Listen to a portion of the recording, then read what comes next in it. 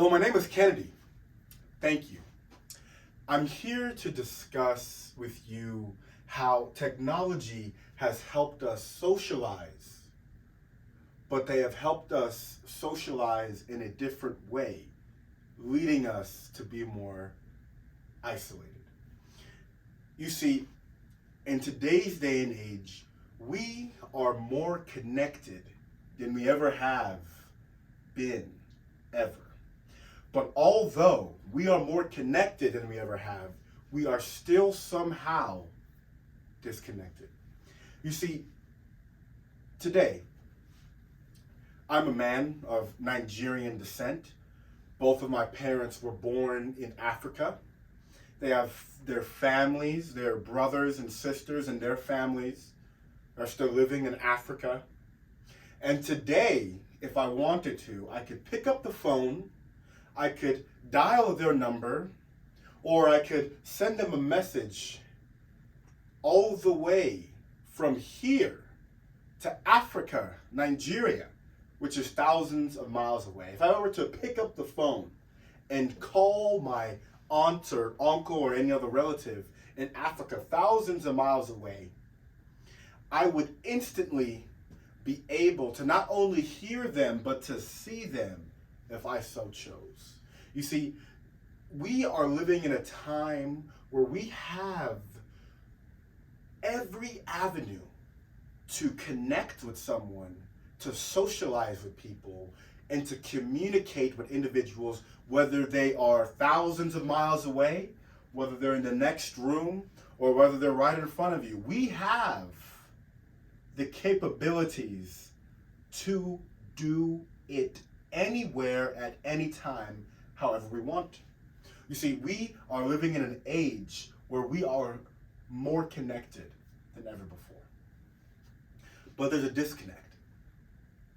The disconnect is that we are trading in-person, intimate, face-to-face communication and socialization for a new form of socialization and communication that is digital. And I want to just frame a potential issue with this. You see, the potential issue that we can have is that we as people will lose the valuable people skills that we need in order to succeed in life. Now, we've all been around, we've heard and seen everything that has to do with the memes and the jokes, whether you're hearing it from a late night comedy show or a personality, or you're on Instagram and you see a video. We've all seen the jokes about things like Tinder. You see, the dating app Tinder, it allows people who have never met, who have potentially never met in person, to meet virtually. Now, the issue with something like Tinder isn't the facts, isn't the glooming potential uses of Tinder and the implications that the app brings, or potential immoral thoughts that the app may produce, and the immorality in between it. It's not that. It's the fact that we as individuals and we as a people are losing the ability to effectively communicate with the opposite sex. As a young man, I feel it is so important to be able to know how to effectively communicate with members of the opposite sex. The reason that is because as a young man, I desire to be married. I desire to have a wife. And I know that it can be very difficult to potentially find a wife of noble character if I do not know how to approach her and start a conversation and keep a conversation. And let's not even jump into marriage where it is literally a relationship created between one individual and another individual, and it's just that. You see, an issue that we have in relationships today, especially in marriages, is that people aren't friends. You know, marriage and every relationship in life, key issues stems from communication. Communication issues. Now, I want to reel us back into where I really want to get us into, because we've teetered on why it's important, why me as a young man, it's important to be able to communicate effectively. The issue that we are now facing as a people after COVID, you see a generation of young people who are feeling anxious and would self-identify themselves as socially awkward.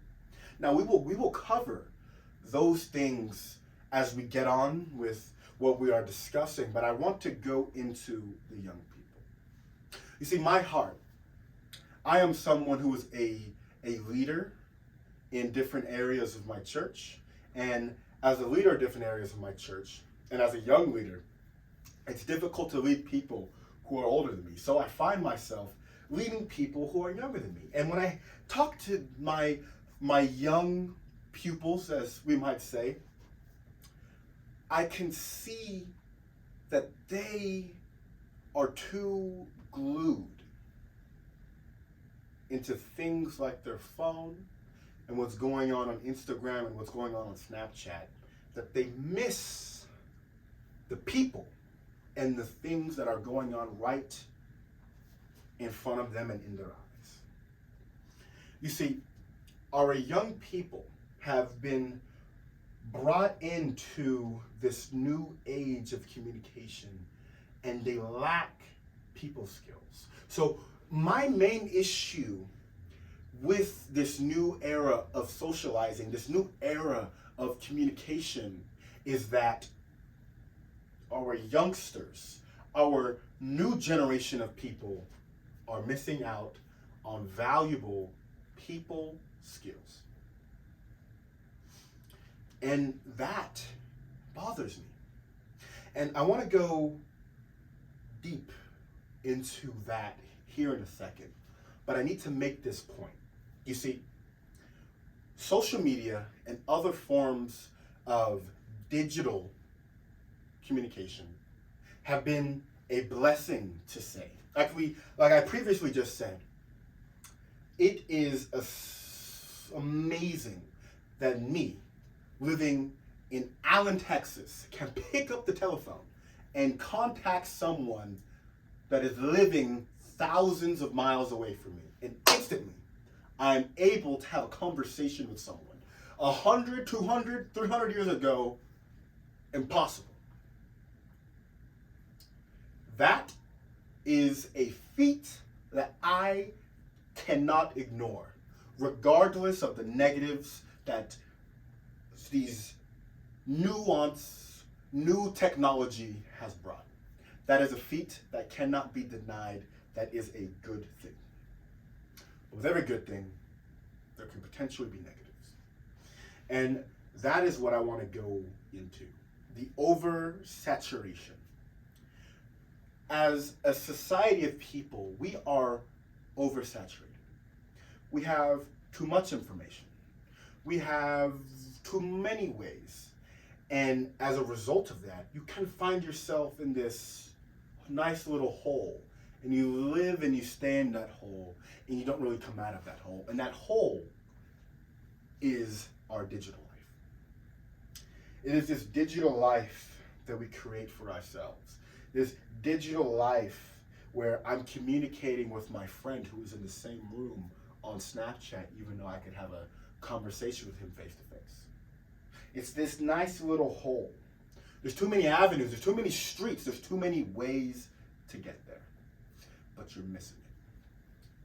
So, like I said, I want to go into a deeper, more what is the word I'm looking for? A more deeper, precise explanation as to why technology and digital avenues of communication have been negative for our young people. And that is, young people, like I previously said, are not only missing out on valuable people skills, where our own textbook will tell you that it is important, just as important, to be educated. It is just as important to be able to communicate effectively and have good people skills. It is also important for our mental health. I know. You see, we don't necessarily always look and think about mental health the way we always have. You see, in today's age, we are beginning to take our mental health more seriously. But we are not close to taking it as serious as we need to. Because today, this very day, after COVID revealed everything that COVID revealed, and the lessons and the things that we have learned of what to do and what not to do, regardless of what your stance is on COVID, I think we can all agree, right? We can all raise our hands and say, hey, we should have did something different. We should have did something different because we put our young people in a room just like this, alone by themselves, had them interact with their peers, even sometimes their family, their teachers, via digital communication. And we are now seeing record high numbers of students, children with anxiety, with depression, with social anxiety,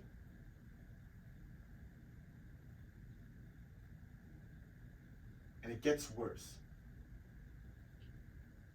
We're seeing more and more kids being put on medication for things like depression, for things like anxiety. We're seeing more and more kids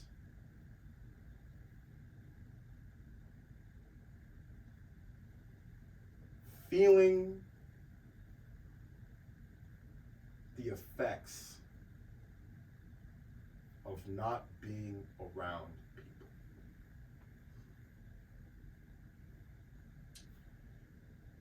I want to just frame something and just begin to say, as we know this about ourselves. It is not good for man to be alone. The book of Genesis tells us that. COVID taught us that. It is not good for man to be alone. And although, in a sense, they were not alone because they were able to communicate digitally, they were alone.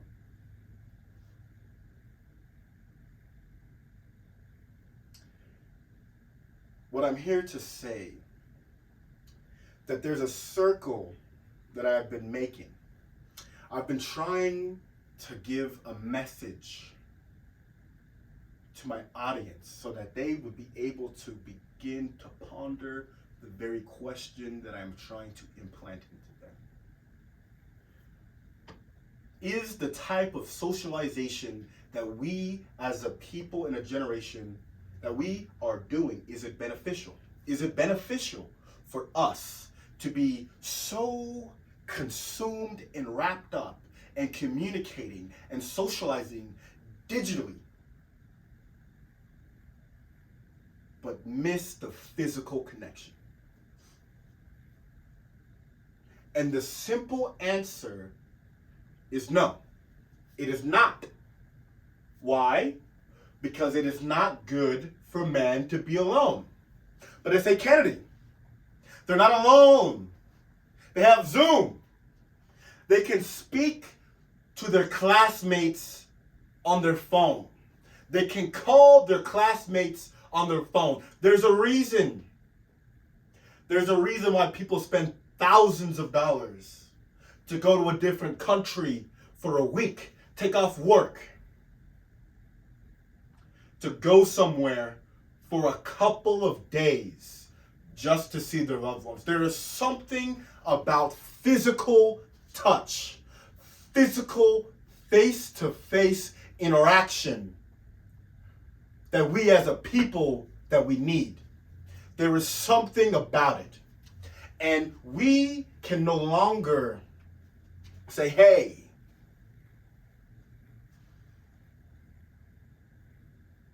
I'll just call them. Hey, I'll just text them. Hey, just FaceTime. Hey, let's meet via Zoom. We can no longer do that.